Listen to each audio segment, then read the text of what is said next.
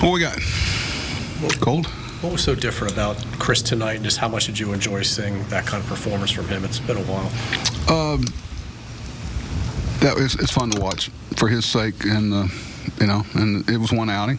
I thought he was close last outing. He pitched 6 innings last time out. Secondary stuff was better. Get the curveball going. He had that as a weapon. But it was tough because I'm sitting there saying, okay, you want to win the game. Obviously, that's number one, and you want Chris something positive because we all know what it could mean to us if Chris could get going like Chris is capable. He could make what I think is going to be a good rotation into a really good one. But he didn't give me any opportunity. He gave up 1 hit. It was tempting to let him pitch the next inning, but he was solid. That was fun to watch. I think everybody's been through some tough times in this game, but especially the way he internalized it so much. He wants to contribute. More importantly, it's like a guy with a lot of power that can't get to it. It's like when you got the skills that he knows he's capable of having, and he's just not able to execute it. So I thought when he got through the first inning, you see a lot of the weak contact and things that you see when Chris Tillman's having a good outing. For Chris, could this be as big mentally for a guy as it is physically with the results? Yeah, I mean, potentially it is. That's a hurdle you got to get over. But the next team he's going to pitch against could care less. They're not here for all the history and all the things that we have. But it's still about execution of pitches, and he did that today. I thought his presentation was really good. You consider all that he went through last year, and even early this year. Did you see something special, something different from him tonight? Yeah. No, Chris and I talked a couple before his last outing. We talk a lot. You have around these guys as much as we've been around each other. You kind of know.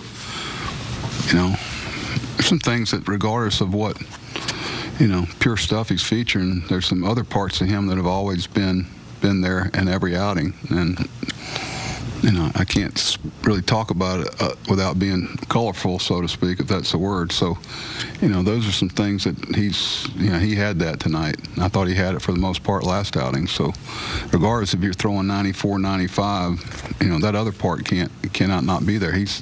That's a trait he's always brought. But he was able to miss some pretty good amount of bats tonight. Yeah, some swing and misses and the strikeouts, and he had a hit by pitch. He didn't let he hits the guy in the foot on a ball he's trying to go away with, just jerks it, and he didn't let things snowball. He said, okay, that happened. I thought he didn't. The first inning, I thought getting out of that inning, and Zach and I were talking in the dugout. If he gets one more inning on his belt, he's going to have a really good outing. How important was that bat against Martin? With a runner on third base to be able to go 0-2, 2-2, and then to get him the high fastball, to expand the zone. A guy that's swinging the bat real well. He's been hot for them, and no, that was. I thought that was key to kind of, okay, this got a chance to be a good outing. Kept his pitch count down. They turned the whole thing off out there. Yeah. I guess it was for me, so I wouldn't look at it. 98 pitches. 99, but who's counting? You're probably right. Is what we saw tonight the same Chris Tillman we saw 3-4 years ago? No. But it may down the road. He feels good physically. I mean, I've said many times as the pure velocity and all that stuff kind of starts coming this way, and Maddox, Glavine, I can give you 20 guys that as that kind of comes down through the wear and tear that happens, the other part of the game comes up. Chris has always had a feel for pitching and adding, subtracting, and different type of pitches too. I thought Caleb was outstanding tonight. I tell you what, the first inning too, not many.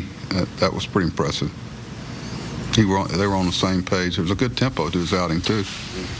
And Caleb's a guy that needs to get his chin up a little bit too, right? Pardon?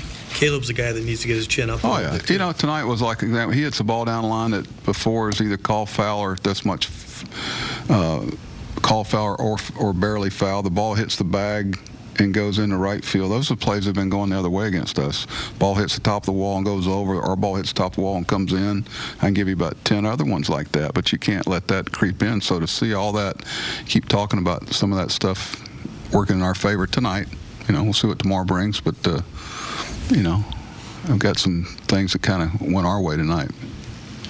Nice night for Alvarez, obviously. I mean, he had been walking a lot. Yeah, Pete's been so close on some balls that, I think he's such a good teammate, smart guy, but, everybody pulls for Pete because he's done it the right way. This guy's, he's been on the other side of this, and he's grinded like heck to get back here and get an opportunity, and people are really pulling for him. And when he hits a couple of home runs like that, I think everybody kind of smiles inside. Buck, is it your experience that sometimes a hit like Peterson's that hit the bag can cause a turn in the momentum of a team? Yeah, that's what I was just talking about. Those are some things that weren't happening for us; they were happening for the other team. Yeah. And it's not like we need a ball to hit the bag, but I thought Chris played good at first. Didn't particularly, we played a lot better defense. Something Bobby was in the advance meeting. We were talking about some things that we've got to shore up. Good.